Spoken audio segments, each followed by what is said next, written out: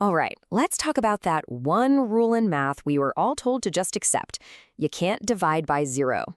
It's like this forbidden law of numbers. Well, today, we're not just accepting it. We're going to find out why it exists. Seriously, what's the big deal? I'm sure you've had a teacher say you just can't, or maybe it's undefined.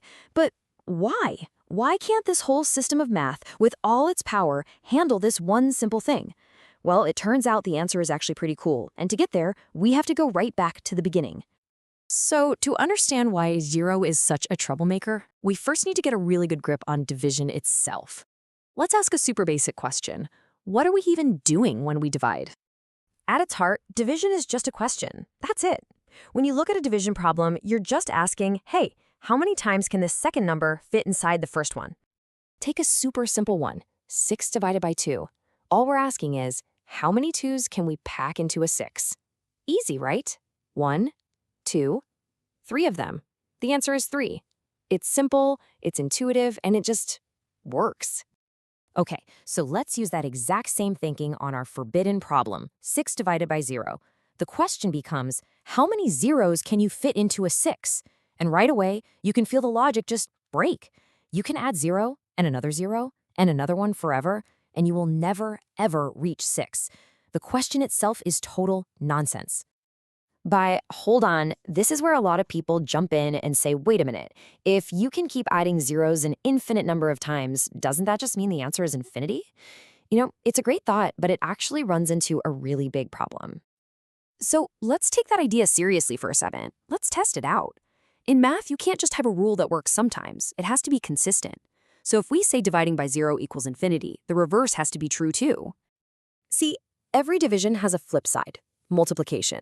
We know that if 6 divided by 2 is 3, then it follows that 3 times 2 has to be 6. So let's apply that.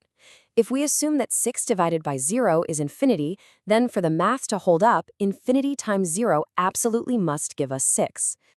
And nope, total failure. The logic completely shatters. Because in the world of math, infinity times 0 is also, you guessed it, undefined. It definitely isn't 6. So that whole infinity theory, as clever as it sounds, just creates a paradox that breaks the rules. Okay, so if the answer isn't infinity, what is really going on? Let's try looking at it from a different angle. What happens if we just get super, super close to 0 without actually getting there? Let's start by dividing 6 by a number that's small but isn't 0, like 0.1. Okay, the answer is 60. Not too crazy yet. But what if we get a lot closer? 6 divided by 0.001. Whoa, now the answer is 6,000. I think you see where this is headed.